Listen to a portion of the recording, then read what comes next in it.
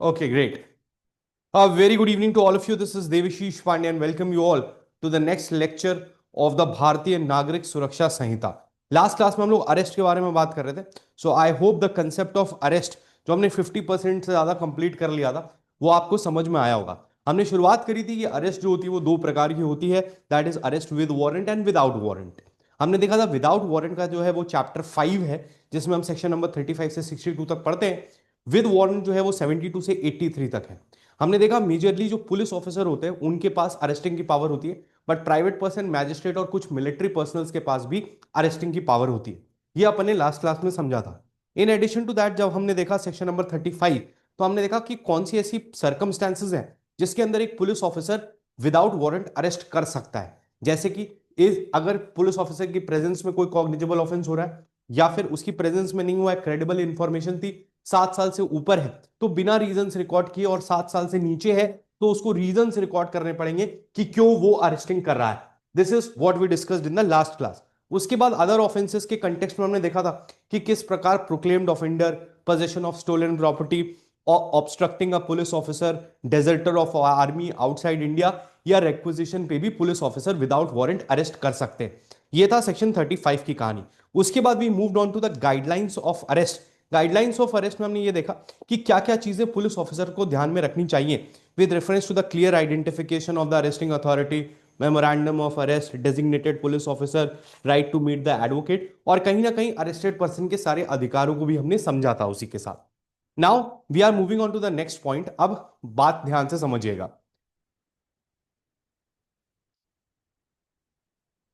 देखो committal sir section 21 एक बार explain कर दीजिएगा. 21 in the context of withdrawal power of the high court and committal of court of session. देखो ये concept आपको तभी समझ में आएंगे, एक बार को यहां थोड़ा सा पार्ट कर लेंगे वारंट और समन्स, फिर हम कॉग्निजेंस को समझेंगे. देखो कॉग्निजेंस अपने आप में एक बहुत इंपॉर्टेंट टॉपिक है. कॉग्निजेंस में बहुत सारी चीजें आती हैं, वो जब आप पूरी तरह समझ पाएंगे तब आप इन क्वेश्चंस को आंसर कर पाएंगे. देखो होता क्या है कि जैसे हम देखेंगे कि एक चीज होती है जिसको बोलते हैं competency to try and competency to punish. उसका फर्क देखते हुए कमिटल क्या होता है, मेकिंग ओवर क्या होता है, exclusively tribal by court of session क्या होता है, withdrawal by the high court क्या होता है, उन सब चीजों पे एक पूरा सेशन 1 घंटे का चलेगा. तब आपको कॉग्निजेंस की पूरी कहानी समझ में आएगी, तब आप उस चीज को अप्रिशिएट कर पाएंगे. तो थोड़ा सा रुक जाइए क्योंकि अब मैं रिलेटिवली फ्री हो चुका हूं. तो जो 2 दिन की छुट्टी हमने ली है उसको भी हमको कॉम्पनसेट करना है. तो इस सैटरडे और संडे को भी क्लास होगी. तो जब सैटरडे और संडे को क्लास होगी तो उसमें एक दिन 1 घंटे का कॉग्निजेंस भी आपको पढ़ा सकते हैं. तो कोई दिक्कत नहीं है, तब आपको ये बात समझ में आएगी. ठीक है. अभी हम अरेस्ट के प्रोविजंस को आगे करते हैं और अरेस्ट का चैप्टर आज हमें खत्म करना है. तो अब अरेस्ट में जब हमने समझा, सेक्शन नंबर 35 में हमने ये देखा कि किस प्रकार से police officer without the warrant arrest करने की पावर रखता है इन द गिविंग सर्कमस्टांसेस. ये बात बिल्कुल क्लियर थी. उसके बाद हमने गाइडलाइंस ऑफ अरेस्ट देखी, वो ठीक है. अब एक वो खत्म हो गई, तो अब नेक्स्ट पॉइंट जो शुरू होता है वो आता है section number 39. Section number 39. Section number 39. Section number 39. Next जो आता है वो आता है section number 39. Hello.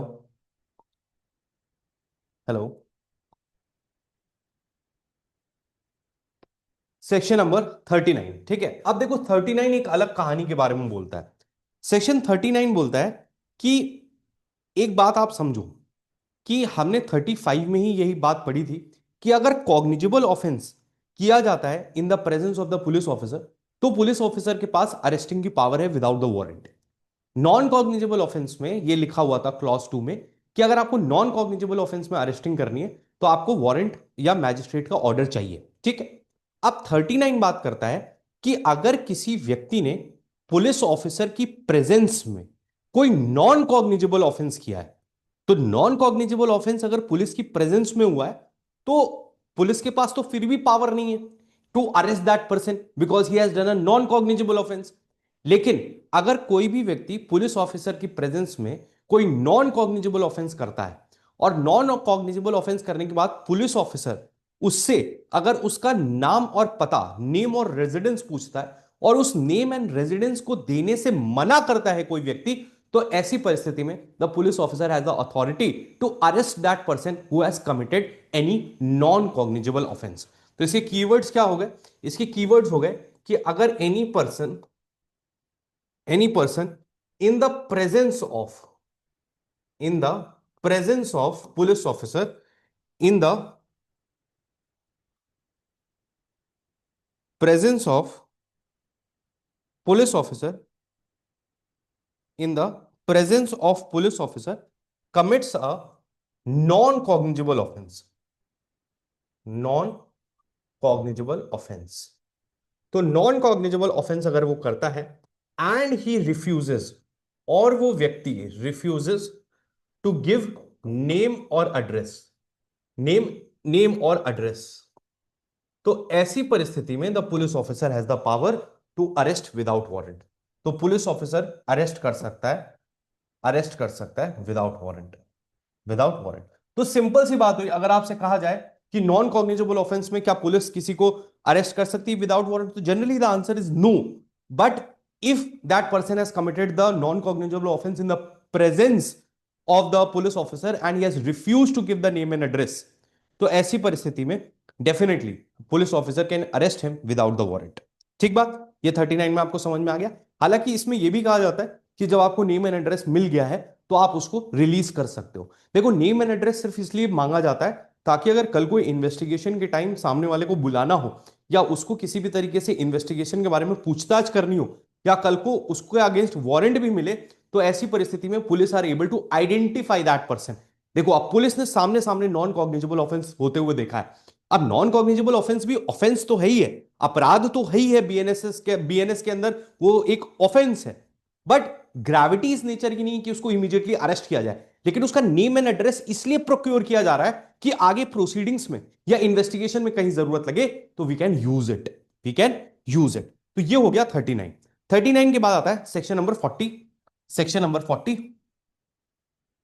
Section number 40 ये कहता है arrest by private person, arrest by private person. देखो, अब लिखने जाओगे मेंस में यही आंसर, तो इसका क्या लिखोगे आप कि भाई पुलिस हर जगह नहीं हो सकती, द गवर्नमेंट और द पुलिस और the enforcement authority cannot be present everywhere at all the time, and if a private person की प्रेजेंस में, अगर किसी प्राइवेट पर्सन की प्रेजेंस में, प्रेजेंस बहुत जरूरी है, प्रेजेंस में कोई cognizable cognizable plus non bailable, non bailable offence होता है, तो ऐसी परिस्थिति में या फिर या फिर जो व्यक्ति है और a proclaimed offender, proclaimed offender, तो ऐसी परिस्थिति में the private person has the right to arrest any person. ठीक है, तो यहां पे क्या कहा गया है, देखो ध्यान से समझना, ध्यान से समझना बात को। सिंपल सी बात है कि अगर कोई private person, section 39, is there any, if there is any need to give, they can ask for, नहीं यहां पे सिर्फ नेम एंड एड्रेस मांगते हैं, उसके बाद वो सिक्योरिटी के लिए बॉन्ड भी मांग सकते हैं अगर ऑर्डर ऑफ मैजिस्ट्रेट है या बाकी चीजें। ठीक है, यहां पे वो सिर्फ एक तरह से एक साइन भी करवाते हैं बेसिकली कि आपको जब थाने बुलाया जाएगा तो आप आएंगे, उस तरह का डॉक्यूमेंटेशन हो सकता है। ठीक है, अब सेक्शन नंबर 40 में एक बात सिंपल समझिएगा, दो तीन महत्वपूर्ण चीजें हैं, उसके अलावा सेक्शन 40 में कुछ नहीं है।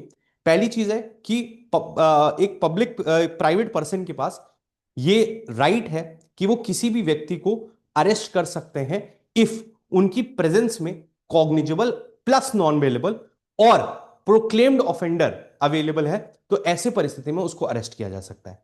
अब यहां पे दो महत्वपूर्ण चीजें आपको याद रखनी है। पहली ये कि बीएनएसएस में एक प्रोविजन ऐड हो रहा है कि आपको 6 आवर्स के अंदर उसको पुलिस को सबमिट करना है और पुलिस ऑफिसर उसको रीअरेस्ट करेगा। सो मैं एक मिनट बता, एक बार कंप्लीट कर लूं फिर मैं दोबारा बता दूंगा। What I am trying to tell you here is कि अगर आप, मैं और आप कहीं जा रहे थे और हमने देखा कि हमारी प्रेजेंस में कोई कॉग्निजेबल ऑफेंस हो रहा है और नॉन वेलेबल ऑफेंस हो रहा है, तो ऐसी परिस्थिति में we have the right to arrest that person. ठीक है, लेकिन अरेस्टिंग का काम हमारा नहीं है, लेकिन पुलिस हर जगह हो नहीं सकती, इसलिए हमको ये राइट दिया गया है। तो लॉ ये कहता है कि अगर किसी भी प्राइवेट पर्सन ने किसी ऐसे इंसान को अरेस्ट किया है जिसने उसकी प्रेजेंस में कॉग्निजेबल या नॉन बेलेबल ऑफेंस किया है, तो ये प्राइवेट पर्सन की ड्यूटी है कि प्राइवेट पर्सन उस इंसान को पुलिस को हैंड ओवर करेगा। एंड पुलिस को अगर लगता है सेक्शन 35 या 39 के अंदर कहीं पे भी, तो वो उसको री अरेस्ट करेंगे। उसको क्या करेंगे? री अरेस्ट करेंगे।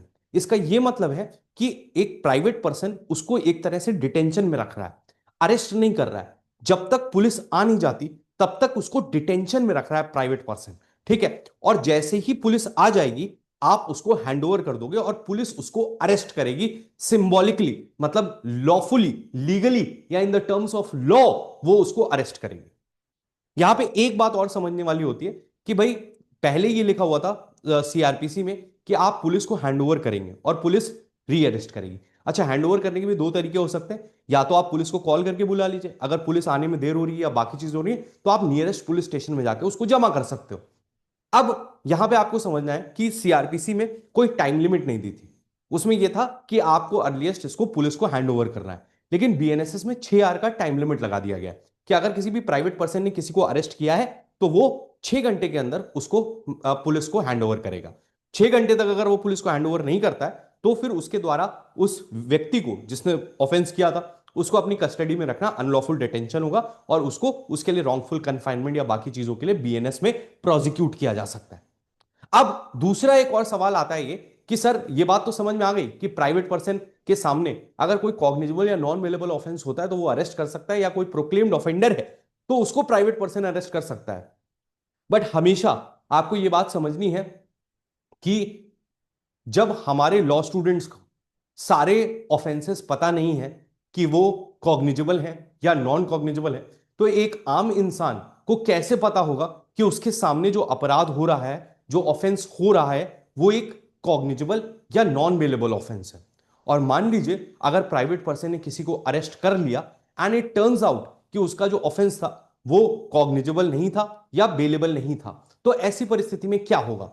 तो अगर आपने आईपीसी पढ़ा होगा उसमें 79 में जनरल एक्सेप्शंस दिए जाते हैं in order to if a person is justified by law.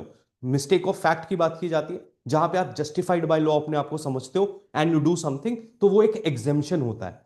तो कहने का मतलब अगर कोई प्राइवेट पर्सन ये सोचता है कि सामने वाला व्यक्ति बोनाफाइड तरीके से कि सामने वाले व्यक्ति ने कॉग्निजेबल प्लस नॉन वेलेबल ऑफेंस किया है या फिर वो एक प्रोक्लेम्ड ऑफेंडर है and he arrest that person, और बाद में पता चलता है कि that person has not taken the not done the cognizable offence या नॉन बेलेबल ऑफेंस या प्रोक्लेम्ड ऑफेंडर नहीं था, तो ऐसी परिस्थिति में आप प्रोटेक्टेड हो by virtue of section 79 of IPC. और बीएनएस में बोलेंगे तो शायद सेक्शन नंबर 17 है, ठीक है, आप चेक कर लीजिएगा, बट बीएनएस में शायद ये सेक्शन नंबर 17 है। तो ये है पूरा प्राइवेट पर्सन के द्वारा किए गए अरेस्ट की पूरी कहानी। इसके अलावा ना आपको एक भी अक्षर जानना है, ना आपको लिखना है, ना आपको पढ़ना है, ठीक है। ये कंप्लीट कंसेप्ट है right of a private person to arrest somebody, ठीक है। अब यहां पे प्रोक्लेम्ड ऑफेंडर के बात को कह रहे हैं कि सर दोबारा बता दीजिए। देखो, कहने का मतलब है यहां पे इन्होंने बोला है कि या तो आपकी प्रेजेंस में कॉग्निजेबल प्लस नॉन बेलेबल ऐसा अपराध हो। देखो, कॉग्निजेबल ऑफेंस भी बेलेबल हो सकते हैं, मैंने आपको बताया था। मैं आपको जब कॉग्निजेंस पढ़ाऊंगा तो मैं आपको एक बार लिस्ट दिखाऊंगा, ठीक है, पीछे जो लगी हुई है। तो उसमें क्या है कि कोई भी ऑफेंस कॉग्निजेबल भी हो सकता है, बेलेबल भी हो सकता है, कॉग्निजेबल और बेलेबल हो सकता है, नॉन कॉग्निजेबल नॉन बेलेबल भी हो सकता है। कहने का मतलब ये दोनों चीजें आपस में डिपेंडेंट नहीं है। कोई अपराध सीरियसनेस पे हम उसको कॉग्निजेबल बनाते हैं, लेकिन अगर उसका नेचर लॉ को सही लगता है तो उसको बेलेबल में भी डाल दिया जाता है, ठीक है। तो बेलेबल, और ऐसा नहीं है कि every offence that is cognizable is non bailable, ये लाइन सही नहीं है। Not every offence that is cognizable is bailable. General rule ये होता है, जनरल रूल ये होता है कि जो कॉग्निजेबल ऑफेंस होंगे वो ही जनरली नॉन बेलेबल होंगे, लेकिन ऐसा रूल नहीं है, ठीक है, ऐसा रूल नहीं है। तो यहां पे कहता है कि या तो कॉग्निजेबल प्लस नॉन बेलेबल हो या फिर एक प्रोक्लेम्ड ऑफेंडर हो। प्रोक्लेम्ड ऑफेंडर अभी हम देखेंगे कि जब कोई भी व्यक्ति ऑफेंस करता है और ऑफेंस करने के बाद उसके अगेंस्ट मान लीजिए बेलेबल वारंट गया, फिर नॉन बेलेबल वारंट गया, उसके बाद उसकी प्रॉपर्टी का अटैचमेंट हुआ, तब उसको प्रोक्लेम किया जाता है that he is a proclaimed offender, ठीक है, कुड़की हुई और कुड़की होने के बाद उसको उद्घोषित अपराधी घोषित किया जाता है कि इसको कहीं पे भी पाया जाएगा तो इसको बिना किसी वारंट या ऑर्डर के अरेस्ट किया जा सकता है। जैसे मूवीज में देखते थे, शोले पिक्चर देखी होगी, गब्बर सिंह के ऊपर इनाम रखा है सरकार ने। ठीक है, तो कहने का मतलब यह है कि दीज आर प्रोक्लेम्ड ऑफेंडर जिनको कोई भी कभी भी अरेस्ट कर सकता है। ठीक है, बाकी जब हम समन्स और वारंट पढ़ेंगे then we will discuss that. Sir 10 10 minute में बताओ। ठीक, थैंक यू। ठीक है, समझ में आया?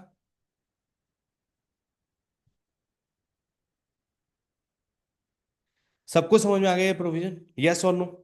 इसके अलावा इसमें कुछ भी नहीं पढ़ना है, कुछ भी नहीं पढ़ना, फटाफट से यस और नो बताओ। हाँ, सबको समझ में आ गया?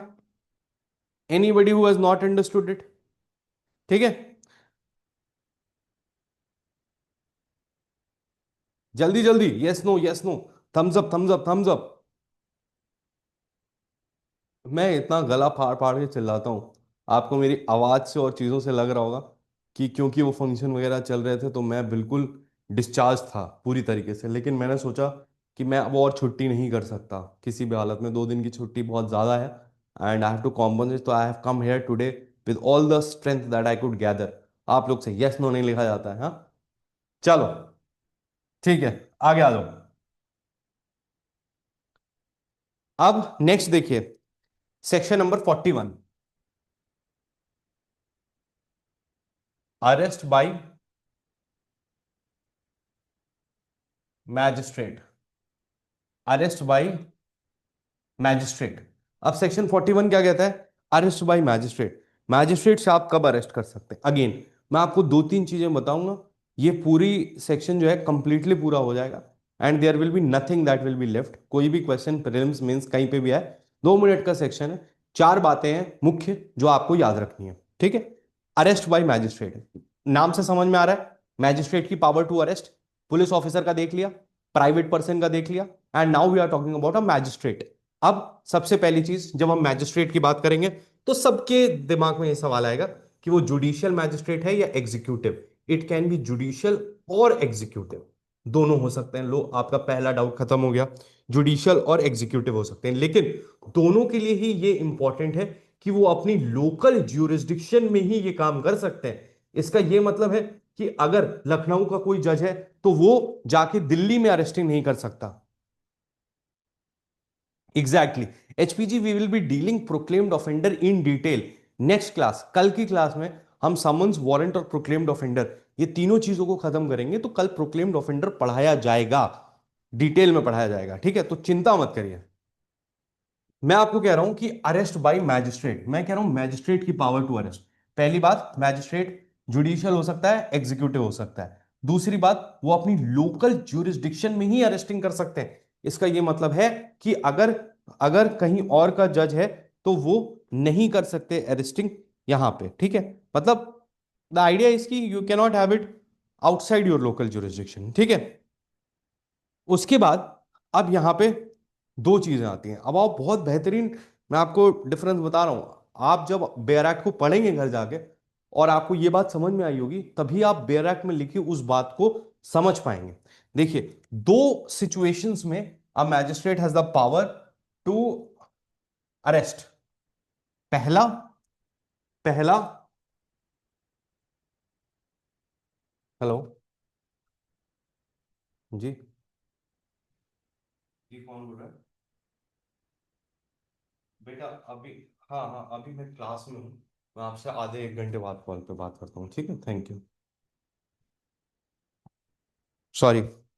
अब ध्यान से सुनिएगा, outside jurisdiction they can as a private person, very good ma'am, very good Manmohit Singh ji, very good. इस पॉइंट पे मैं आने वाला था, बट वेरी वेल सेड कि he cannot arrest outside his local jurisdiction as a magistrate under section 41। बहुत बहुत बहुत ही अच्छा ऑब्जर्वेशन है, but he can arrest outside his jurisdiction as a private person. तो प्राइवेट पर्सन की तरह आउटसाइड जुरिस्डिक्शन में वो अरेस्ट कर सकते हैं अगर उनकी प्रेजेंस में cognizable plus non bailable offence हुआ है या फिर एक प्रोक्लेम्ड ऑफेंडर है, तो उसको अरेस्ट कर सकते हैं, but that is outside the local jurisdiction. Local jurisdiction के अंदर की जब आप बात करते हो तो दो परिस्थितियां होती हैं। पहला होता है offence committed in his presence. Presence, इसका ये मतलब है सीधा सीधा कि if an offence is committed in the presence of a magistrate either judicial और executive, he has the power to arrest. अगर किसी भी जुडिशियल एग्जीक्यूटिव मैजिस्ट्रेट की प्रेजेंस में कोई भी ऑफेंस होता है, चाहे वो कॉग्निजेबल है या नॉन कॉग्निजेबल है, उनके पास पावर है टू अरेस्ट। ठीक है। और दूसरा कहता है not in presence, not in presence, not in presence but competent to issue warrant. To issue warrant, इसका क्या मतलब हुआ, जरा समझिएगा। ये कहता है कि मैजिस्ट्रेट की प्रेजेंस में ऑफेंस नहीं हुआ है, लेकिन उस व्यक्ति के अगेंस्ट वारंट इशू करने का अधिकार था मैजिस्ट्रेट का। The magistrate had the right और he had the jurisdiction to issue a warrant against him. इसका क्या मतलब होता है, मैं आपको एक लाइन में समझाता हूं, आप हमेशा के लिए समझ जाओगे। मान लीजिए किसी नॉन कॉग्निजेबल केस की या कॉग्निजेबल केस की कोर्ट में हियरिंग हो रही है। कोर्ट में हियरिंग होते समय मैजिस्ट्रेट को यह लगता है कि अब इसको अरेस्ट करना जरूरी है, क्योंकि अगर अब इसको अरेस्ट नहीं किया गया तो इसको प्रोसिक्यूशन की स्टोरी पता चल गई, ये विटनेसेस को जाकर डराएगा या धमकाएगा, तो वो उसको कोर्ट से ही जो है सीधे सीधे जेल भेज सकते हैं। तो जब प्रोसीडिंग्स चल रही हैं तो he has not committed the offence in the presence of the magistrate, but the magistrate is empowered to issue a warrant on him, क्योंकि उन्हीं की जुरिस्डिक्शन का केस है, उन्हीं की कोर्ट में केस है। तो in that situation they have the right to arrest that person. तो वो जो अरेस्ट है that will be called the arrest by magistrate. वो क्या कहलाएगा, अरेस्ट बाय मैजिस्ट्रेट। और जैसे आपका एक एग्जांपल आता है, वो फर्स्ट क्लॉज में आएगा कि हमारे जज साहब हैं, ठीक है, एक जुडिशियल मैजिस्ट्रेट है जो सुबह मॉर्निंग वॉक पे गए हैं, ठीक है, और उन्होंने देखा कि कोई उनके सामने मर्डर कर रहा है या मारपीट कर रहा है, जो भी अपराध कर रहा है, तो ऐसी परिस्थिति में ही कैन अरेस्ट। तो definitely he can do that. जब वो बोलते हैं कि मॉर्निंग वॉक पे जा रहा है, तो इस एमसीक्यू में ये प्रिजम्पशन होता है कि भाई वो उनकी लोकल ज्यूरिसडिक्शन में ही मॉर्निंग वॉक करने गए होंगे, ऐसा नहीं कि दूसरे शहर में चले गए हो या दूसरे एरिया में चले गए हो। तो ये एक प्रिजम्पशन होता है, ठीक है। Sir these two situations are when the offence is committed, exactly, exactly Shreya ji, ये दोनों ही सिचुएशन तब लगेंगी जब ऑफेंस जो है वो लोकल ज्यूरिसडिक्शन में हुआ है। अगर लोकल ज्यूरिसडिक्शन के बाहर होता है तो ऐसी परिस्थिति में magistrate cannot arrest under section 41 of the BNSS, but as a private person he can arrest under section 40। ठीक है, क्लियर है, आराम से क्लियर है। आप चाहो तो I just go through the BNSS once, आपको दिखा देता हूं कि क्या कहता है।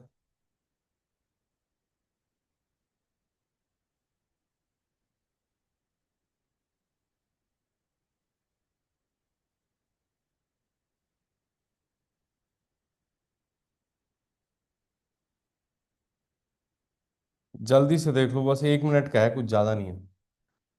वेन एनी ऑफेंस, देखो यहां पे नहीं लिखा है कॉग्निजेबल नॉन कॉग्निजेबल, लिखा है when any offence is committed in the presence of the magistrate, whether executive or judicial, within his local jurisdiction, he may himself order arrest or order any person to arrest the offender or any person. Any magistrate may at any time arrest or direct the arrest in his presence within his local jurisdiction of any person whom arrest he is competent to make issue a warrant. कहने का मतलब दोनों में local jurisdiction शब्द का प्रयोग है, local jurisdiction की ही बात हो रही है। jurisdiction जैसे ही चेंज हुई, he can arrest as a private person, not as a judicial officer or not as a judicial magistrate or an executive magistrate। ठीक, ठीक, दोनों में ही सेम चीज लिखी हुई है, executive judicial, executive judicial, local jurisdiction, local jurisdiction.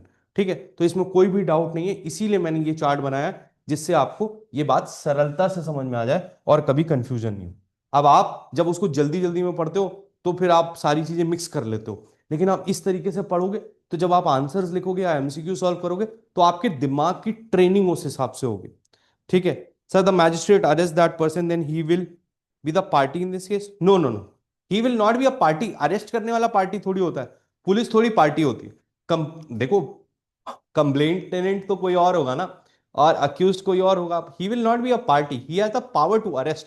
और obviously मैंने आपको पहले भी बताया था कि हम अभी इंडियन एविडेंस एक्ट भी पढ़ेंगे, अब भारतीय साक्ष्य अधिनियम भी पढ़ेंगे, उसमें भी हम देखेंगे सेक्शन 165 जो पुराना वाला था, अभी शायद 168 हो गया, वो भी कहता था कोर्ट के पास पावर है, किसी को भी कभी भी कोई भी क्वेश्चंस पूछ सकते हैं। द आइडिया इज कि हमेशा ये बात हमारे सारे लॉज में आपको दिखेगी कि the judiciary is not a mock Spectator, कि बस जो हो रहा है जो सामने आ रहा है वो करे, उनका एक प्रोएक्टिव रोल भी है। लेकिन जब आप लोग एसेज लिखते हैं तो वही बात आपको समझनी होगी कि जुडिशियल एक्टिविज्म, ये जुडिशियल ओवर रीच नहीं होना चाहिए। मतलब डेफिनेटली एक साइड पे है कि जजेस का एक्टिव रोल है, और दूसरी साइड से ये भी है कि आप लॉ को सुपरसीड नहीं कर सकते, या अपने राइट्स को जो है वो बहुत ज्यादा एग्जेजरेट नहीं कर सकते। ठीक है, so these are both the things जो साथ में चलती हैं। ठीक है, ये समझ में आ गया।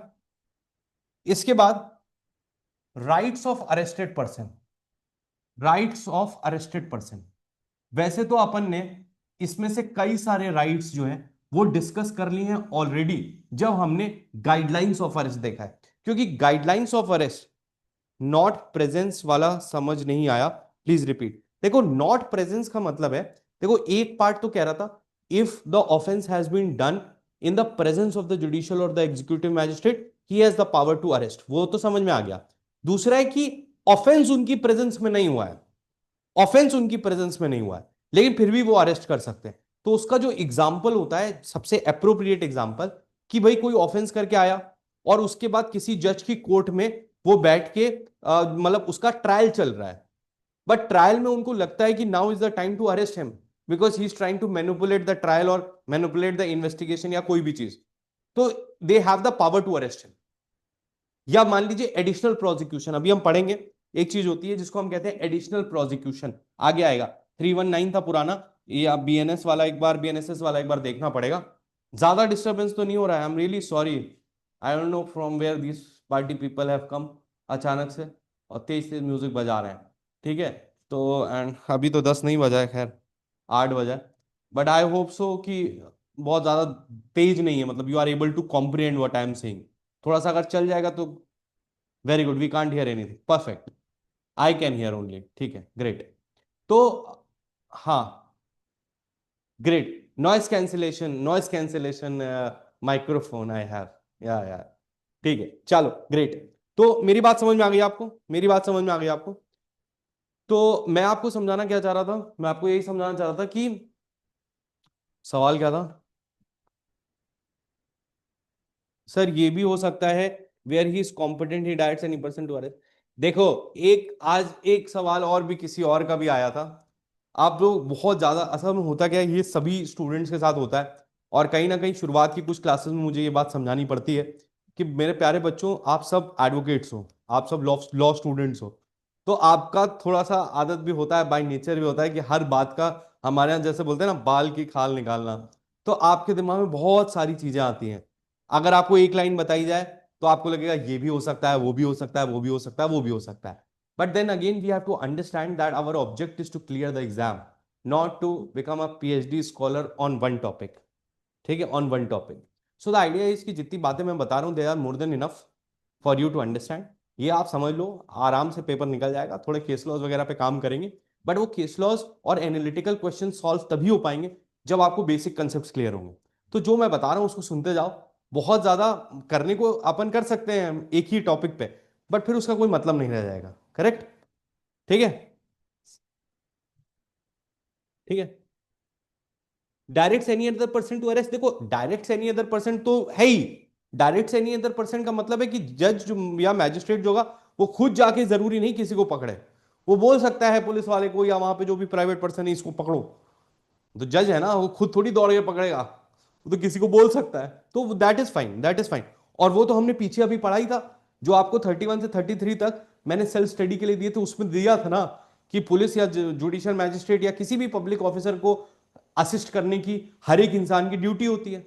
और अगर किसी भी पुलिस ऑफिसर, नहीं नहीं ना, इंटरप्शन का मुझे प्रॉब्लम नहीं है, मैं आपको जनरली समझा रहा हूँ, टीचर की तरह आपको बता रहा हूँ एग्जाम के लिए क्या इंपॉर्टेंट है, मैं वो बता रहा हूँ, बाकी ऐसी कोई दिक्कत नहीं, हर बैच में होता है ये, हर बैच में शुरुआत के 3 4 5 10 क्लासेस में ऐसा होता है, फिर धीरे से लोग एडजस्ट हो जाते हैं कि नहीं सही कह रहे हैं सर। तो द आइडिया इज कि let's complete the entire course, उसके बाद फिर स्टार्ट रिसर्च। ठीक है। जज can not touch his body directly, देखो ऐसा डायरेक्टली नहीं कह सकते हो कि can not touch, but public to assist जज and magistrate police whenever needed, वो हमारा ड्यूटी है तो वो हमें करना पड़ेगा। ठीक है। अब नेक्स्ट टॉपिक आता है, एक टॉपिक आता है that is right of arrested person. अब राइट ऑफ अरेस्टेड पर्सन हमने जनरली जो है वो ऊपर भी पढ़ लिए थे, बट कई बार जो होता है कि ये मेंस का भी क्वेश्चन बनता है, तो मैं आपको शॉर्ट में राइट ऑफ अरेस्टेड पर्सन लिखवा दे रहा हूं, बस इसको घर जाके पढ़ लेना तो आपको और क्लियर हो जाएगा, एक जगह कंसोलिडेट हो जाएंगे। But majority of them we have already studied, majority का all of them we have already studied in the guidelines of arrest. पहला है right to know the grounds of arrest. अब ये आता है article 22(1) of the Indian constitution. ठीक है। Article 22 clause 1 of the Indian constitution, Indian constitution, और section 47, 55 and 77, ये सेक्शंस हैं बीएनएसएस के। ठीक है। तो जो आपके सामने आ चुके हैं वो आ चुके हैं, जो नहीं आए वो आगे आएंगे। देखो मैं आपको बताऊंगा कल की क्लास में जब हम वारंट पढ़ेंगे कि ये जो अरेस्ट की गाइडलाइंस हैं ये सेम है, ध्यान से समझना इस बात को। जब हम अरेस्ट पढ़ते हैं 35 से 62 तक, तो हम देखते हैं विदाउट वारंट अरेस्ट। ठीक है। उसके बाद जब हम वारंट का अरेस्ट देखते हैं 72 से या जहां से भी, तो वहां से जब हम वारंट ऑफ अरेस्ट देखते हैं तो वहां पे भी अरेस्ट करने के बाद सेम गाइडलाइंस हैं। जैसे आपको अरेस्टेड पर्सन को ग्राउंड्स ऑफ अरेस्ट बताना है, या आपको बताना है या आपको उसको मैजिस्ट्रेट के सामने 24 घंटे में प्रोड्यूस करना है। तो कुछ ऐसे रूल्स हैं जो विदाउट वारंट पे भी अप्लाई होते हैं, वारंट पे भी अप्लाई होते हैं। इसका मतलब यह है कि भले ही एक पुलिस ऑफिसर को मैजिस्ट्रेट के द्वारा एक वारंट मिला हो कि किसी व्यक्ति को अरेस्ट करके लाओ, बट फिर भी उस व्यक्ति को आपको वारंट का सब्सटेंस बताना होगा कि उसको आप क्यों अरेस्ट कर रहे हो। उसको आपको यह भी बताना होगा कि अपने फ्रेंड रिलेटिव को तुम इन्फॉर्म कर सकते हो, उसको फिर भी 24 घंटे में मैजिस्ट्रेट के पास प्रोड्यूस करना होगा। मेरा कहने का मतलब है कि ये जो अरेस्ट के राइट हैं ये irrespective it is without warrant और विद वारंट, दोनों पे अप्लाई होते हैं। तो जहां पे भी 77 70 वाली लाइन आएगी उसका मतलब है ये वारंट के साथ हो रहा है, और जो इधर 35 से 62 तक आएगा वो विदाउट वारंट हो रहा है। ये बात समझ में आई आपको? चलो वारंट ऑफ अरेस्ट पढ़ाएंगे कल तो आपको समझा देंगे, बट ये बात ध्यान में रखना, right to be informed about the release on bail। ठीक है। सेक्शन 47। कभी आपसे डायरेक्ट पूछा जाए क्या पावर्स होती हैं, तो right to B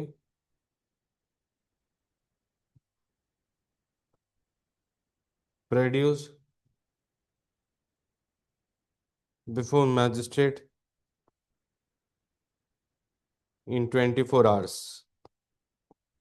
article 22 clause 2, section 58, 78, 187। 187 हम पढ़ेंगे जब हम इन्वेस्टिगेशन पढ़ेंगे। ये इंडियन कॉन्स्टिट्यूशन के हैं, ये बीएनएसएस के हैं।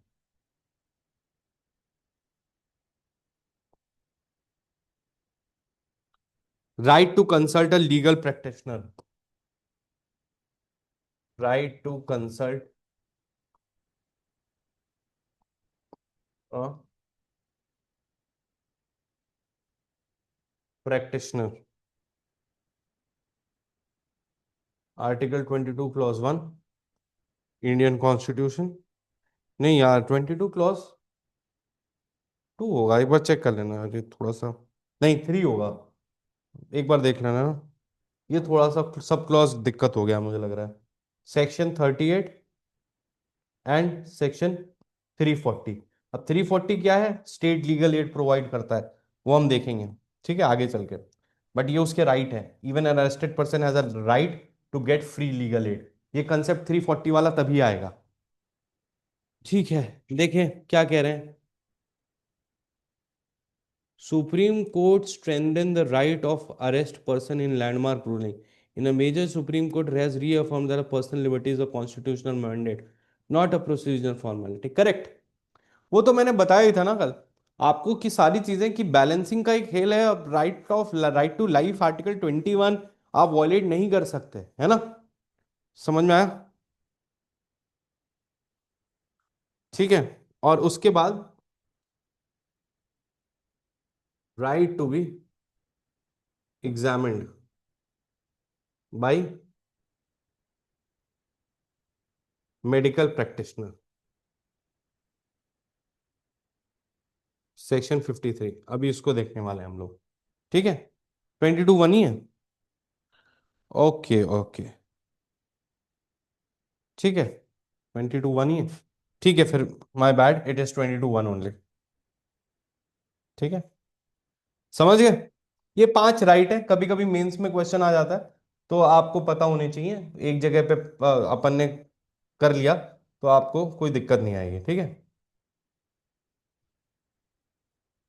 ठीक है,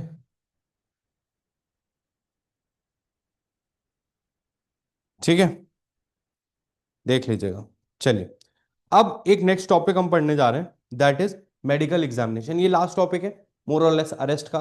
अरेस्ट में इतनी चीजें हो गई हैं। अब देखो, पता है क्या है कि थोड़ा सा ना आपको भी डेवलप करना पड़ेगा। कहने का मतलब, आप थोड़े से एमसीक्यू लगाइए, थोड़े केस लॉस पढ़िए, तो थोड़ा सा उस पे चीजें डेवलप होती जाएंगी। अब मतलब आपको एक तरह से कंसेप्ट पूरा क्लियर हो चुका है।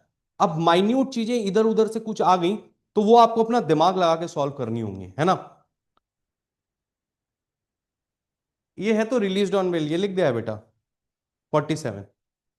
ठीक है, चलिए, अब एक नेक्स्ट टॉपिक पढ़ने जा रहे हैं बेटा।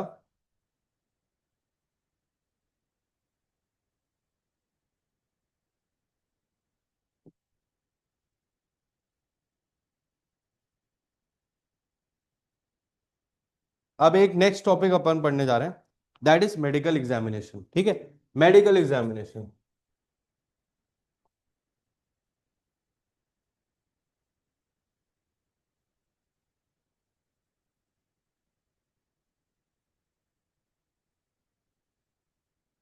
नेक्स्ट टॉपिक अपन क्या पढ़ने जा रहे हैं? Medical examination. ठीक है, अब देखो मेडिकल एग्जामिनेशन के बारे में क्या है। बेसिकली 3 सेक्शंस हैं अरेस्ट के अंदर जो मेडिकल एग्जामिनेशन से डील करते हैं। ठीक है, 51, 52 एंड 53। अब उसके अलावा भी एक जगह मेडिकल एग्जामिनेशन होता है, वो होता है विक्टिम का। ठीक है, तो विक्टिम का भी मेडिकल एग्जामिनेशन होता है। बट मुख्य तौर पे अगर आप देखें तो 4 जगहों पे, मतलब 4 सेक्शंस हैं जो आपके मेडिकल एग्जामिनेशन से डील करते हैं। ठीक है, 4 सेक्शंस हैं जो मेडिकल एग्जामिनेशन से डील करते हैं। अब ये 4 सेक्शंस क्या हैं, देखिएगा। सबसे पहला है of accused. Of accused, of accuse, medical examination of accuse, ये दिया हुआ है सेक्शन 51 और 52 में। ठीक है, उसके बाद आता है medical examination of arrested person. Arrested person, medical examination of arrested person, ये है सेक्शन नंबर 53 में। ठीक है, और उसके बाद आता है आपका medical examination of the victim. किसका आता है? विक्टिम। ये दिया हुआ है सेक्शन 184 में। ठीक है, वो सेक्शन 184 में दिया हुआ है। मेरा कहने का मतलब है, इस बात को भी ध्यान रखिएगा बहुत अच्छे से। मैंने अभी ऊपर आपको राइट्स ऑफ अरेस्टेड पर्सन पढ़ा है कि नहीं पढ़ा है? राइट ऑफ अरेस्टेड पर्सन मैंने पढ़ाया, उसमें लिखा था right to get medically examined. लेकिन आप ध्यान से उस बात को समझिएगा, वहां पे मैंने सेक्शन नंबर 53 लिखा था, 51 और 52 नहीं लिखा था। उसका कारण यह है कि 51 एंड 52 टॉक्स अबाउट अक्यूज्ड, और ऊपर अपनी हेडिंग क्या थी? Right of arrested person. Right of accused की बात नहीं थी, वहां थी राइट ऑफ अरेस्टेड पर्सन की बात। बहुत सारे लोग अरेस्ट होते हैं जो कि किसी केस में अक्यूज्ड नहीं भी बनाए गए। ठीक है, at that point of time, मतलब वो अभी संदिग्ध है, मतलब अभी they are, it looks like they have done the offense, they are not termed as accused in the police chargesheet या otherwise.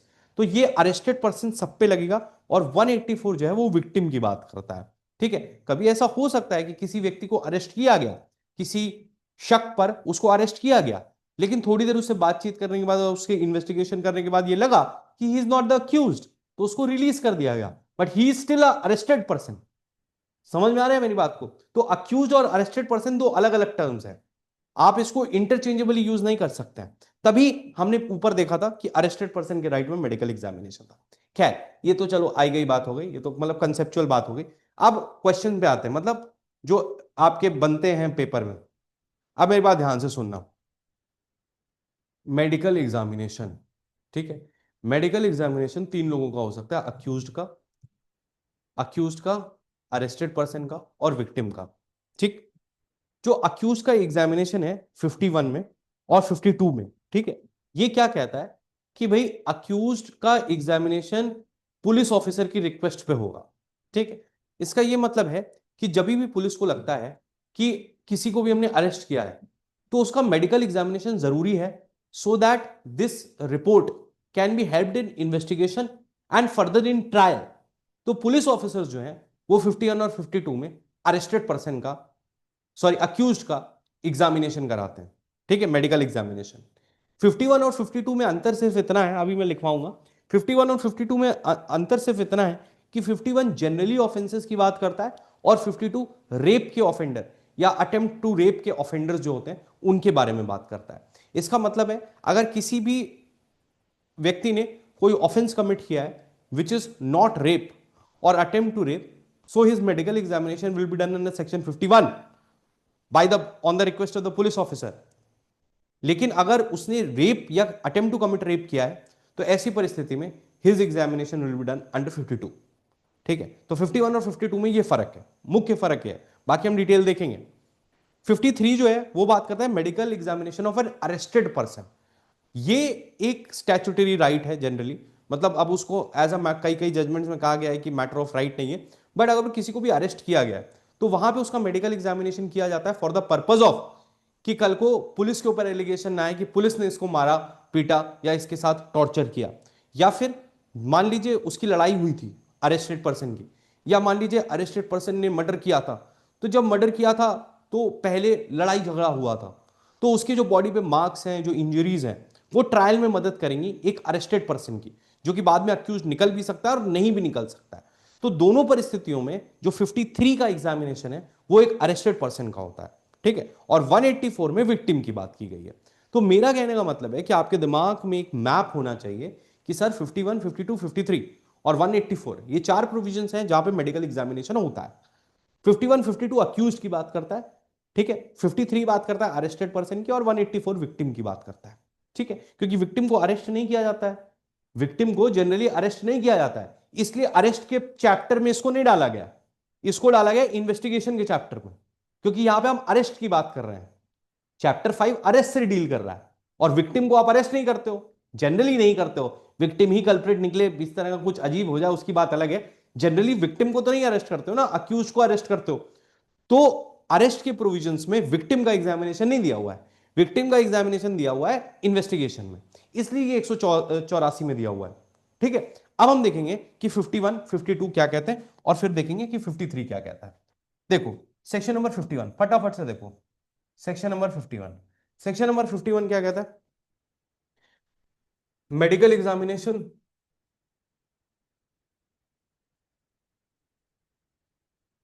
Of accused on request of police officer. ठीक है, यहां पे जरूरी है कि वो एक रजिस्टर्ड मेडिकल प्रैक्टिशनर होना चाहिए, रजिस्टर्ड मेडिकल प्रैक्टिशनर होना चाहिए। और अगर, क्योंकि यहां पे जब आप मेडिकल एग्जामिनेशन ऑफ अक्यूज कर रहे हो on the request of the police officer, तो इसका ऑब्जेक्ट क्या है? इसका ऑब्जेक्ट है कि आप इन्वेस्टिगेशन और ट्रायल में एविडेंसेस इकट्ठा कर पाओ। ठीक है, that is the object of conducting this medical examination on the request of the police officer. तो अगर कोई भी व्यक्ति ये एग्जामिनेशन करने से मना करता है, तो reasonable force, reasonable force can be used, can be used, reasonable force can be used, इसका मतलब आप उसके ऊपर फोर्स यूज कर सकते हैं। ठीक है, एक रूल पूरे बीएनएसएस में, पूरे बीएनएस में, पूरे बीएसए में हर जगह कॉमन है कि अगर कोई भी अक्यूज्ड है या अरेस्टेड पर्सन है, वो फीमेल है या विक्टिम है वो फीमेल है, तो वो हमेशा फीमेल डॉक्टर या फीमेल लीगल प्रैक्टिशनर के द्वारा उसका एग्जामिनेशन होगा। ठीक है, ये बात एक कॉमन बात है जो सब जगह लिखी हुई है। ठीक है, और जैसे ही इन्होंने अपनी रिपोर्ट बनाई तो विदाउट डिले ये अपनी रिपोर्ट को पुलिस ऑफिसर को या आईओ को, इन्वेस्टिगेटिंग ऑफिसर, या जो पीओ हो पुलिस ऑफिसर होगा उसको, जिसकी रिक्वेस्ट पे एग्जामिनेशन हुआ है, उसको ये रिपोर्ट भेज दी जाएगी। ठीक है, तो ये हो गया 51। अभी आप पहले तीनों समझ लो, फिर धीरे धीरे करके भी समझ लेना, कोई दिक्कत नहीं है। देखिए अब 52 क्या कहता है। 52 कहता है मेडिकल एग्जामिनेशन, ये भी बात करता है medical examination of accused of rape, by medical practitioner on the request of police officer. तो 51 और 52 में क्या अंतर निकला बेटा? सिर्फ इतना अंतर निकला, reasonable force shall be used, exactly. तो जो medical examination of the accused है वो किया जा सकता है at the request of the police officer.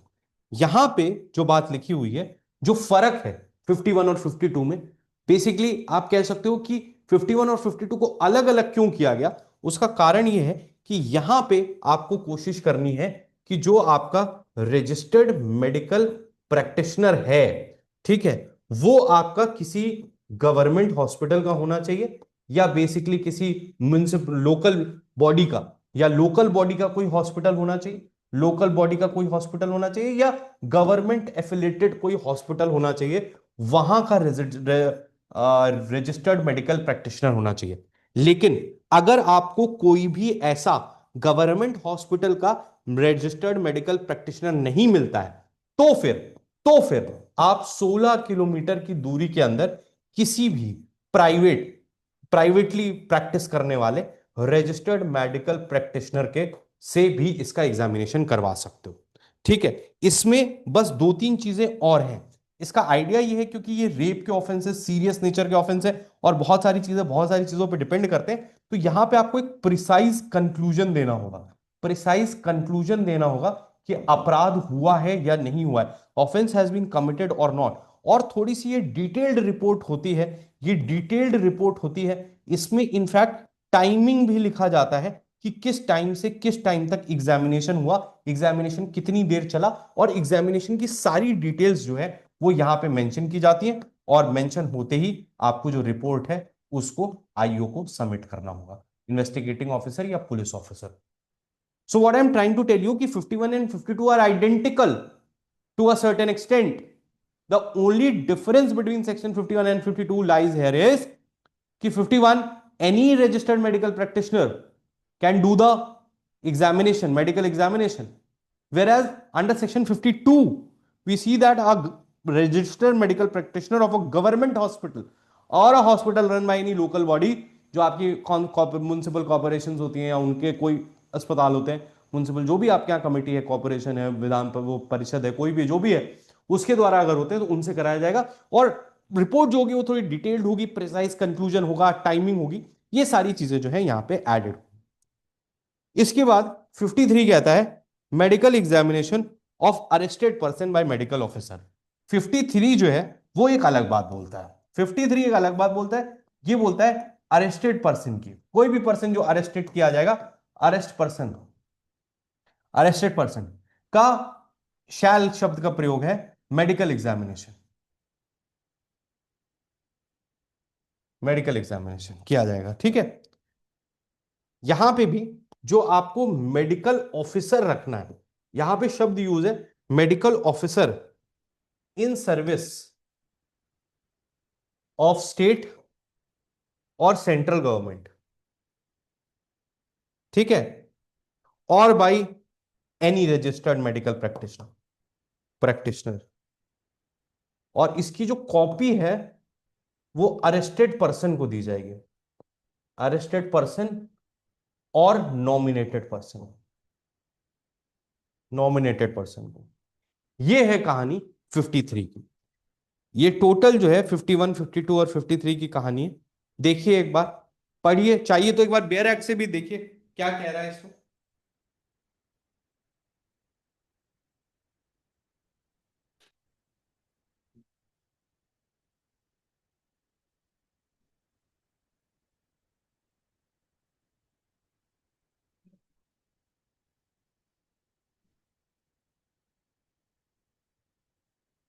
बोलिए, समझ में आया?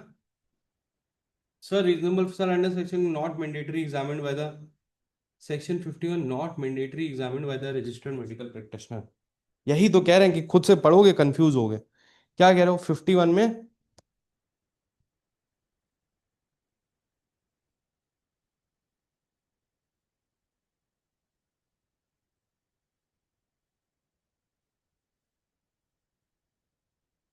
Sir will you repeat 53? Arrested person का एग्जामिनेशन होगा।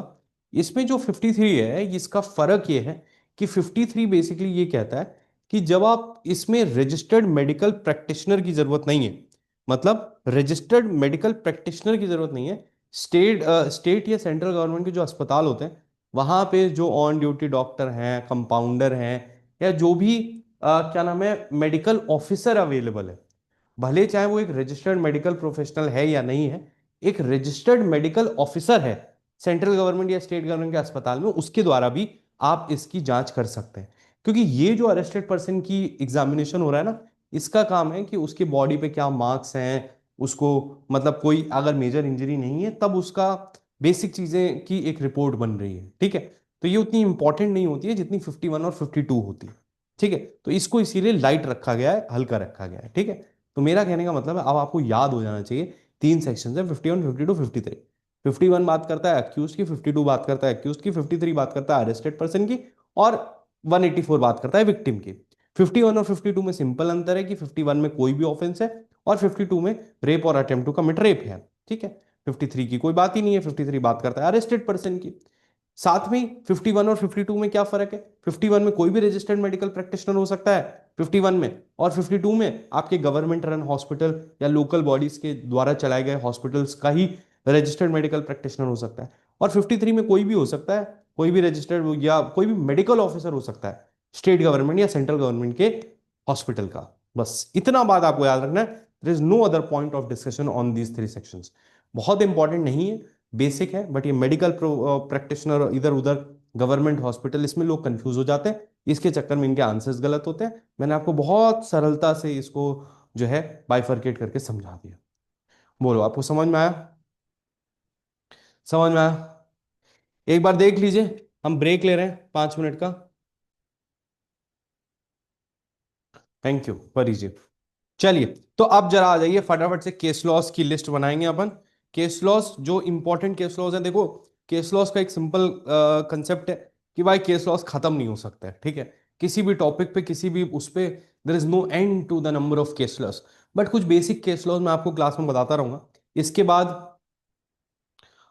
इसके बाद जो है वी विल डिस्कस के जी, हम लास्ट में कर लेंगे। When the police of one state, हाँ ये हो चुका है। पहले वाले लेक्चर के लिए भी अलीशा जी मैं बताता हूँ, ये लास्ट में हम जो है अच्छा रुको यार, 1 सेकंड रुकिएगा। ठीक है, तो फटाफट से लिखिए जो कुछ इंपॉर्टेंट जजमेंट्स हैं जो आपको याद रखने, ठीक है, अरेस्ट के अंदर। Not the complete judgments but yes the most important ones. सबसे पहला, DK Basu versus state of West Bengal, state of West Bengal 1997। और जोगिंदर कुमार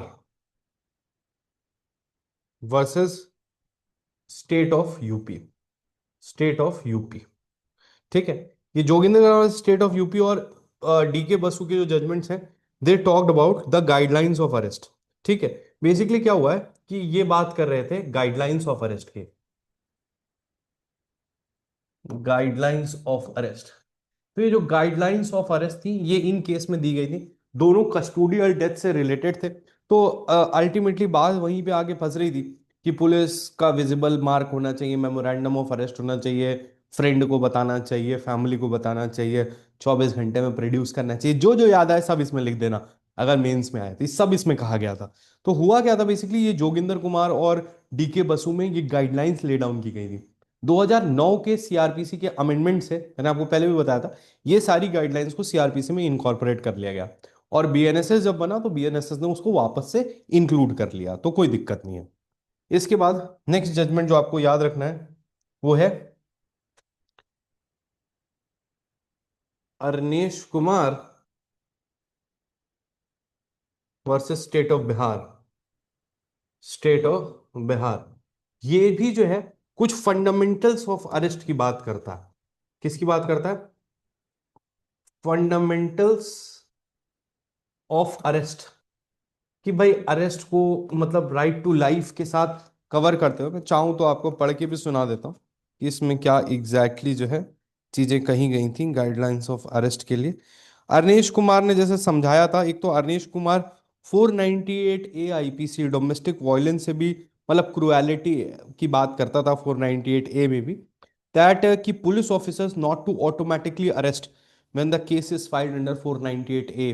तो ये एक बड़ा इंपॉर्टेंट चीज था। उसके अलावा जो चेकलिस्ट थी पिछले में, वही नेम और मेमोरेंडम और ये सारी चीजें, द द डिसीजन नो, ये कहता था मैजिस्ट्रेट, ये तो ठीक है, नोटिस और नोटिस देना चाहिए। फेलियर टू, हाँ इन्होंने ये बात भी बोली थी कि अगर पुलिस ऑफिसर्स जो सीआरपीसी में बातें लिखी हुई हैं उनको फेलियर टू कंप्लाई करते हैं तो उनके ऊपर डिपार्टमेंटल एक्शन होना चाहिए। डिपार्टमेंट एक्शन के साथ उनको कंटेम्प्ट ऑफ कोर्ट के लिए भी हाई कोर्ट में उनके अगेंस्ट मुकदमा फाइल करना चाहिए, ताकि जो है उनको क्या नाम है रोका जा सके। बट 498 ए यहाँ पे लिख लो कि 498 ए के केसेस में ऑटोमेटिक अरेस्टिंग नहीं होगी, ये बात अरनेश कुमार ने ही कही थी। हाँ सर, आपकी राइटिंग बहुत अच्छी है, क्लियर हो जाता है सब, थैंक यू। सर ये आया था केसीएस में क्वेश्चन, अरेस्ट की जजमेंट्स का। अच्छा हाँ, तभी तभी बेटा मैं लिखवा रहा हूँ, मैं अपना होमवर्क करके आता हूँ। मतलब मुझे पता है कि क्या चीज़ें चाहिए। अब इतने साल हो गए पढ़ाते पढ़ाते, पढ़ते पढ़ते उसके बाद पढ़ाते पढ़ाते, तो इट्स लाइक पता है क्या आएगा क्या नहीं आएगा। थोड़ा सा और देख लिया जाएगा, थोड़े जो एनालिटिकल क्वेश्चंस आपके आए हैं वो भी थोड़े देख लेंगे आए, बट वही है कि करेंगे इसको, ठीक है। चलो उसके बाद आता है आपका, उसके बाद आता है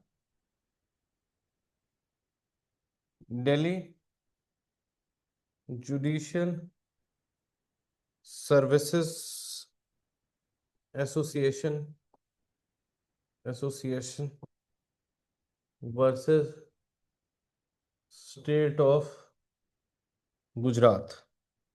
ठीक है, Delhi association versus state of Gujarat. इसमें बताया था guidelines of arresting judicial officers. Judicial officers मतलब जजेस को अगर आप अरेस्ट करने जा रहे हो तो क्या प्रोटोकॉल, ठीक है, वो जो है वो आपको फॉलो करने हैं। बेसिकली सेशन जज को तुरंत बताना है, हाई कोर्ट को तुरंत इन्फॉर्म करना है, सिंबॉलिक अरेस्ट करनी है, डिटेन करने की जरूरत नहीं है, हैंडकफ्स नहीं ले के जाने हैं मतलब, और उनको अपने साथ वाले Satyendra Kumar Antil versus CBI definitely वो भी है। तो ये चीजें इसमें बताई गई थी, ठीक है, for the purpose of arresting the arresting the judicial officers, ठीक है। उसके बाद लिखिए, उसके बाद लिखिए next case,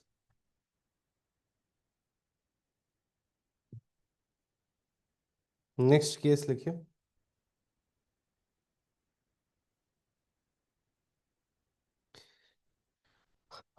arrest of women, arrest of women between sunset and sunrise is a general rule, is a general rule. There may be exceptions, exceptions. इसका मतलब जनरल रूल तो है कि भाई पुलिस नहीं अरेस्ट कर सकती, लेकिन अगर ऐसी कोई सिचुएशन है वो महिला भाग जाएगी, कुछ नहीं हो पाएगा, बहुत सारी चीजें, तो ऐसी परिस्थिति में स्टेट ऑफ महाराष्ट्र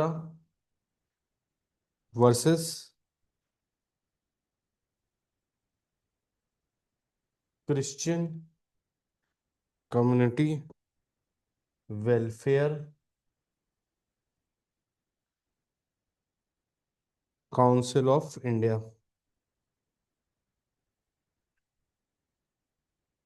अरे नहीं यार, ये कौन सा लिख दिया, स्टेट ऑफ महाराष्ट्र। अच्छा चलो, ये इसका नहीं था, बेसिकली थोड़ा ऊपर नीचे लिख दिया मैंने गलती से। बट इसमें इसमें भी इस केस में जो है ना, कहा गया था, तो अभी लिखा तो नहीं ना तुम लोगों ने, ये वाला जो केस था स्टेट ऑफ महाराष्ट्र, इसमें कहा गया था कि लेडी कांस्टेबल की जरूरत होती है। लेडी कांस्टेबल मैंडेटरी है, लेडी कांस्टेबल जो है वो मैंडेटरी है, ये इसमें कहा गया था। और जो मैंने आपको बात बोली कि भाई रूल है और एक्सेप्शन हो सकते हैं, ये कहा गया था राजकुमारी, थोड़ा सा ऊपर नीचे हो गया सॉरी, राजकुमारी versus SHO Noida. SHO Noida, इसमें कहा गया था कि भाई अरेस्टिंग जो है रात में भी हो सकती है, बिना मैजिस्ट्रेट के ऑर्डर की भी हो सकती है, अगर सर्कमस्टेंसेस ऐसे हैं। और state of Maharashtra versus Christian community welfare council of India में कहा गया था लेडी कांस्टेबल के बिना अरेस्टिंग नहीं होगी। एक बहुत इंपॉर्टेंट केस लॉ है, ये आपसे कई जगह कॉन्स्टिट्यूशन में भी आएगा, right to compensation. Right to compensation for unlawful arrest, for unlawful arrest, ये कहा गया था Nilavati Behera. Nilavati Behera alias Lalita Behera versus state of Odisha. State of Odisha and others, and others. ठीक, इसके बाद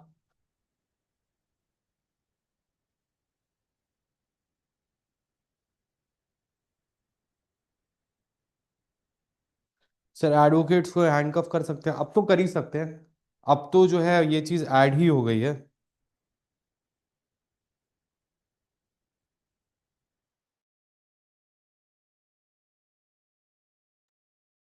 ठीक है, तो ये बहुत इंपॉर्टेंट है, नीलावती बेहरा, मतलब इसमें ये कहा गया था कि जो है right to compensation for unlawful arrest, अगर अनलॉफुल, मैं अभी मैं आपको फोटो खींच के भेज दूंगा।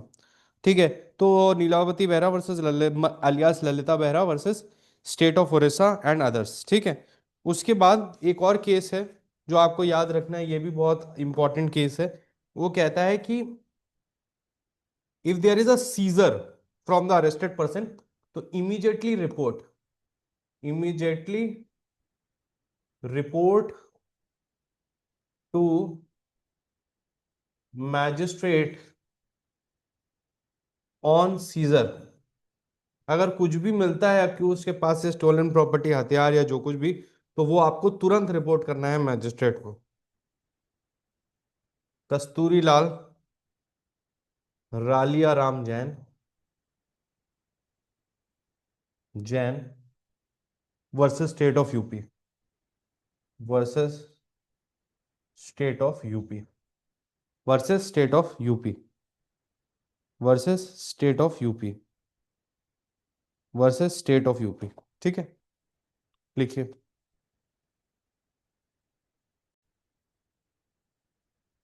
सॉरी यार, कुछ कुछ बीच में अर्जेंट आ गया था। ठीक है, ठीक है, ये हो गया कस्तूरी लाल। उसके बाद ये हो गया, उसके बाद जो आप मेडिकल रिपोर्ट देख रहे थे, अभी हम मेडिकल रिपोर्ट देख रहे थे, तो मेडिकल एग्जामिनेशन देख रहे थे, सॉरी, मेडिकल एग्जामिनेशन देख रहे थे। मेडिकल एग्जामिनेशन में वॉइस सैंपल भी लिए जा सकते हैं, वॉइस सैंपल भी लिए जा सकते हैं। डीएनए टेस्टिंग तो होती है, डीएनए प्रोफाइलिंग वगैरह तो है ही है, बट वॉइस सैंपल भी मेडिकल एग्जामिनेशन का पार्ट होता है। ये बात कही थी Ritesh Sinha versus state of UP में। ठीक है। उसके बाद डीएनए प्रोफाइलिंग।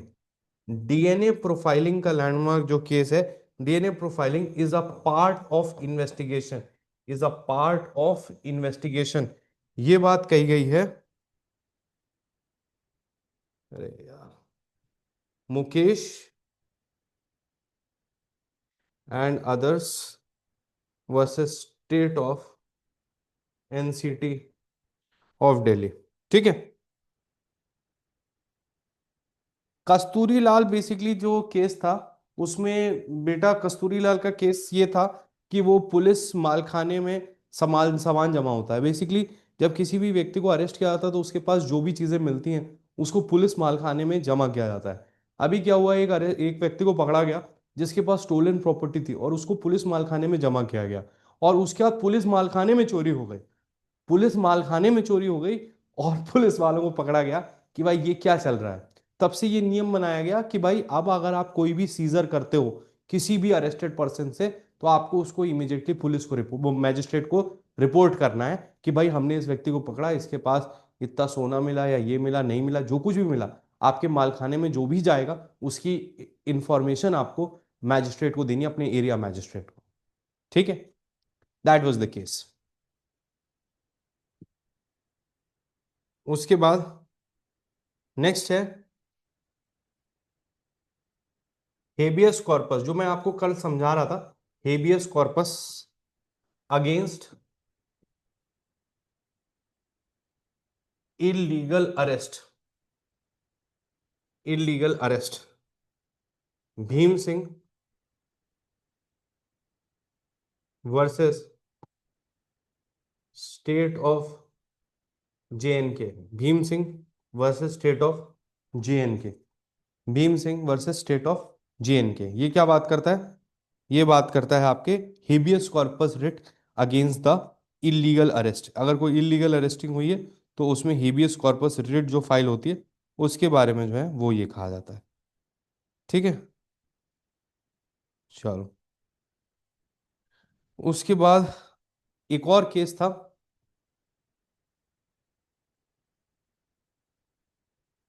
ठीक है। हम्म। ठीक है advocate Mir ji, thank you. ठीक है, ये हो गया। इसके बाद लिखिए illegal arrest, arrest is wrongful confinement, is wrongful confinement. ये कहा गया था Anwar Hussain versus Ajay Kumar. Anwar Hussain versus Ajay Kumar.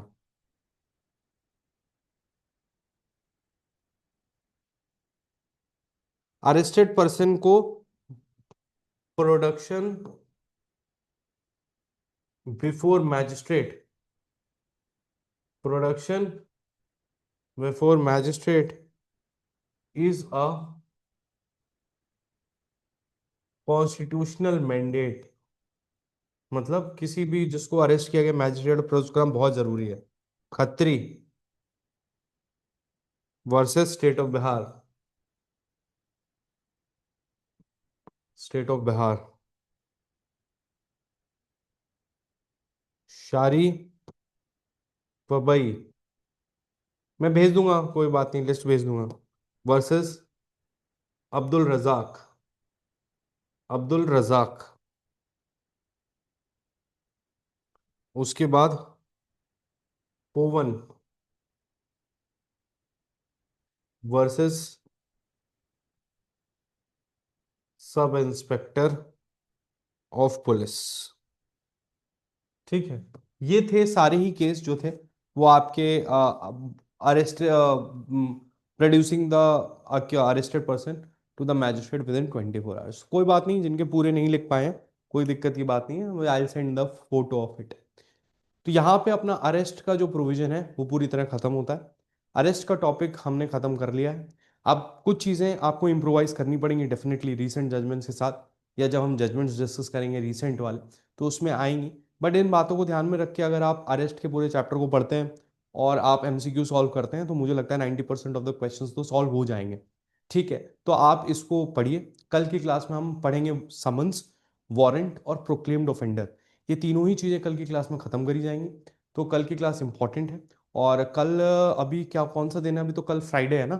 Friday है, ठीक है। कल होगी क्लास, फिर सैटरडे को भी क्लास होगी, फिर संडे को भी क्लास होगी। ठीक है, तो तीनों दिन अब क्लास होगी। ठीक है, तो इस चीज़ को ध्यान में रखिएगा। That's all for the day. Thank you so much everyone, it was really nice having all of you. आशा करते हैं, उम्मीद करते हैं आपको समझ में आया होगा। That's all for the day. तब तक के लिए कल मुलाकात करते हैं। तब तक के लिए गुड नाइट एंड जय हिंद।